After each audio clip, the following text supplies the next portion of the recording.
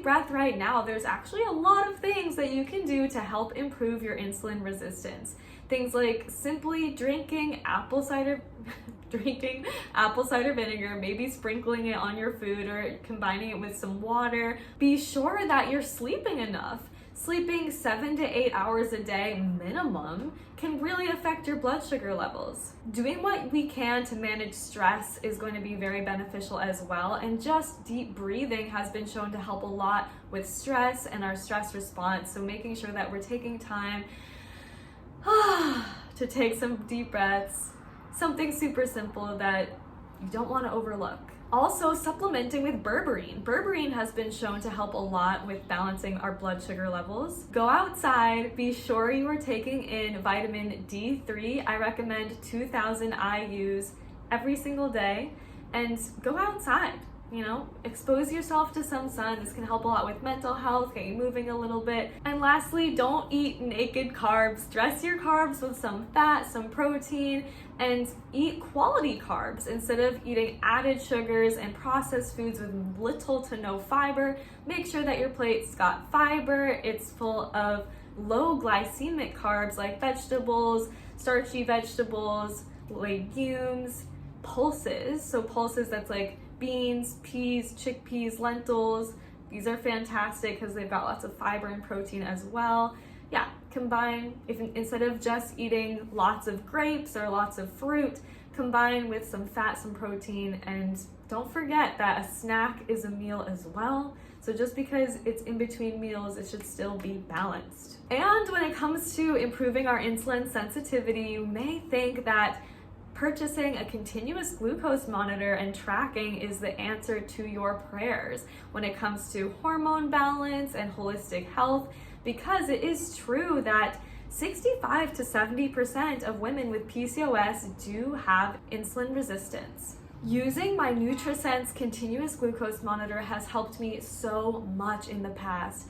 It's been absolutely invaluable to have a dietitian in the app messaging me and keeping me on track and letting me know what my spikes mean and how to improve them, as well as just real-time data, getting to see how my body responds to each thing. Yes, in the past this helped a lot, and this time, the last time I used my continuous glucose monitor, it was a different story.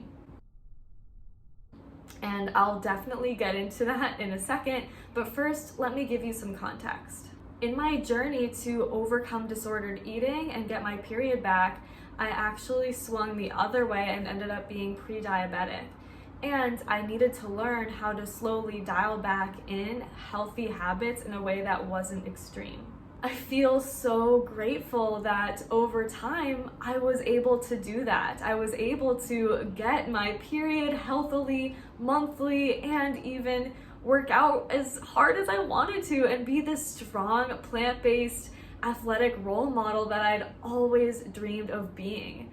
Everything was going so well. I felt like I finally was hitting my goals when it comes to my health and fitness, and I really peaked with just feeling so good in my body and so confident and strong and healthy, until I went through a breakup and I moved away from our home in Hawaii, went to LA, went to Barcelona for 2 weeks, went back to Hawaii. Don't ask me why he bought me a flight to go back to Hawaii for like a day.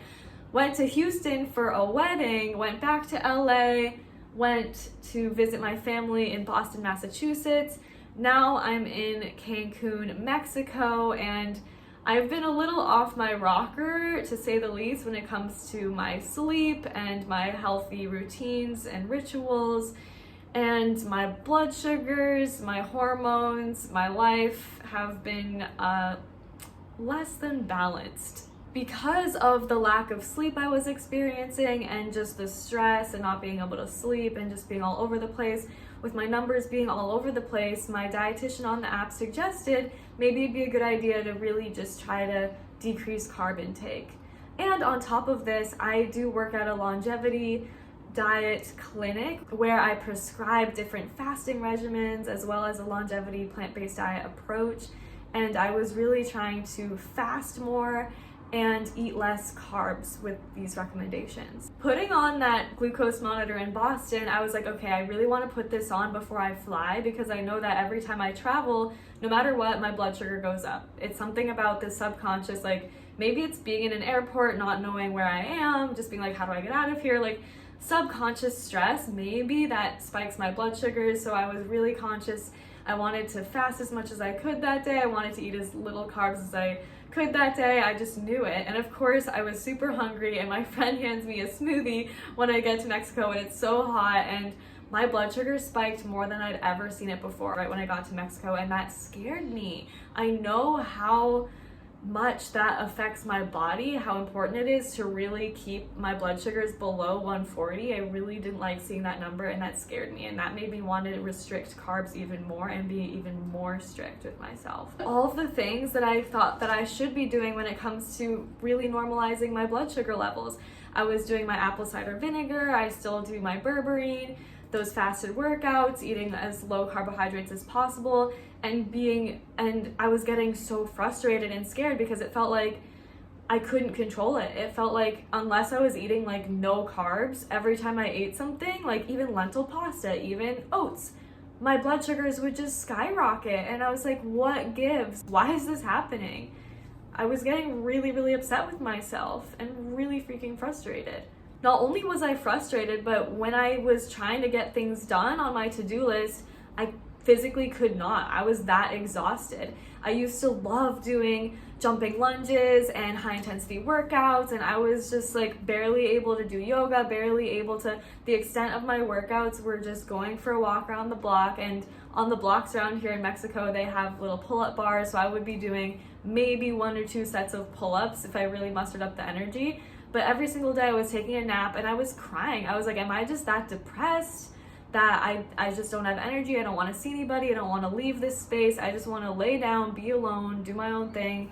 And I was not feeling good. I was not feeling myself at all. And when this continuous glucose monitor expired, I felt like, okay, a little bit of a weight lifted off my chest. I was like, honestly, screw it. I'm gonna do what I can to balance my hormones, to nourish myself, and get back to what I think I needed, and just being intuitive. And I remember I was just craving a sweet potato with almond butter on top. And I said, instead of doing fasted workouts first thing in the morning, I was like, you know what, if I'm hungry, I'm gonna eat. And I was eating like every hour and being okay with it. This was just a few days ago. I was like, you know what, I'm just gonna eat whatever. And oh my gosh, like I've just been slowly increasing the carbs again. Like I was really restricting when it comes to my chia oats. I used to do a half a cup of oats, and I was restricting to like a 1/4 cup of oats instead, and just keeping it higher fat, higher protein. And that was absolutely tanking my energy. With the amount of activity that I want to be doing and the muscle mass that I have, I think my body definitely needs more carbohydrates. And when I'm restricting carbohydrates, that really spikes cortisol, and that cortisol can throw off so many hormones. If my body's in that fasted state doing these workouts and I'm forcing it to be working out without having carbs in my system, my body's like, excuse me, this is stressful. This is kind of stressful. And I'm so grateful that I'm coming back to myself and just relaxing into myself and giving myself some grace around what works for me and what doesn't. And I'm excited to utilize this glucose monitor again when I am eating high quality carbohydrate meals, when I am having carbs first thing in the morning before I do my workout, so that I have energy to burn, to use when I'm doing my workout, so I'm not stressing my body out too much. I'm excited to see what that looks like, and I'm excited to use this glucose monitor again and check it maybe twice a day, instead of all day, every day, having so much anxiety around it, and having a grounded headspace around it that, okay, you know what? This is a tool that I get to use to empower myself. This thing does not get to decide how my day is going to go, how I'm going to feel, just like how you might have felt with the scale. Looking at the scale, if the number was to go up and then you're like, oh my gosh, and then go to extremes, that's exactly what I did with this continuous glucose monitor. It caused me a lot of anxiety, and I went to extremes, and I'm mad at myself for doing that. I'm like, how many times do I need to learn this lesson? But that's what happened. So if you are going to purchase your continuous glucose monitor, you can get $40 off using my code Vitamin Katie.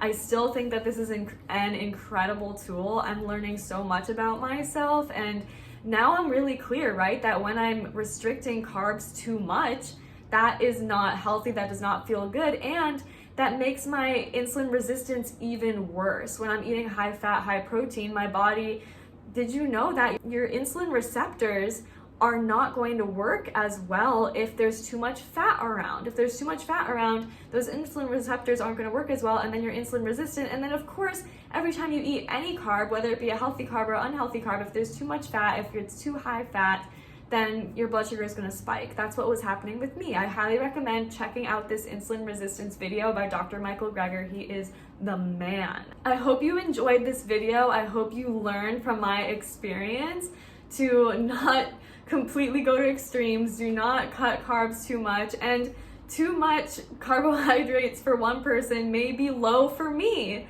okay? I'm just trying to give myself grace and take my time with this. I'm absolutely ashamed and embarrassed and mind blown that when it comes to PCOS, hormone imbalances, and what is best, I'm embarrassed that I felt like I'm like not sure. I feel like I'm like, what's going on? You know, when it comes to PCOS and me having that diagnosis, a lot of recommendations for PCOS, it really is to cut down those carbs. It really is to eat a lower carb, higher fat, Mediterranean style approach where it's healthy fats, plant-based fats, healthy complex carbohydrates and plant-based proteins. That seems to be better, but still a little bit lower carb. Like I remember reading this study, the Mediterranean diet, that's a low carb Mediterranean diet, was shown to be beneficial, more beneficial than the low fat diet. And it was with, 100 grams of carbohydrates. For me, I eat upwards of I kind of stopped counting, but 250 grams, maybe more, maybe less, like 200 to 250 grams, maybe 300 grams if I'm working out really hard and if I really want to eat something.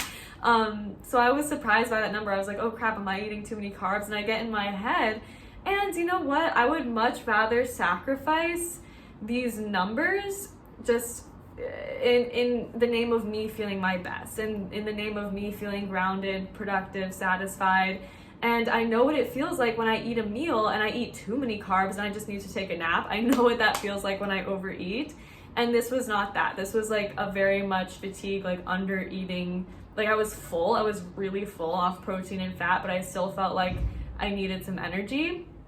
And the sweet spot I feel like is when I'm eating, lately I've been eating more often just because I'm slowly bringing myself back to balance from eating such low carb.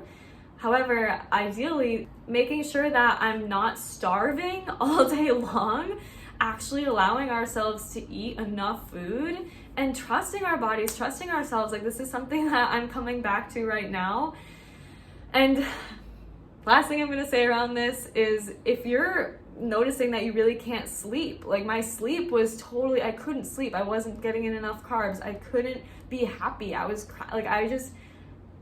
I feel so much better in so many ways. And if we're not getting enough sleep, that throws everything off. So if there's one thing that I want to recommend myself and others, like before we even try to look at I'm not even going to put the blood glucose monitor on again until I get at least 3 days of consecutive 8 hours of sleep. Because if I'm just not getting sleep and I put that thing on, I know for a fact I'm going to be frustrated.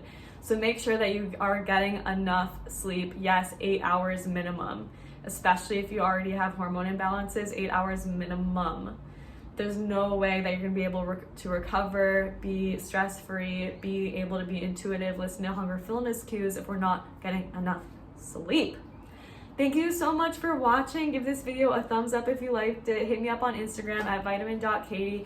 I hope this helped so much. Let me know if you're gonna buy a continuous glucose monitor. This is definitely a really, really powerful, helpful tool, just like all the other apps and amazing tools out there that we have at our fingertips to track, like the Oura Ring can track our sleep. Like these things are so cool.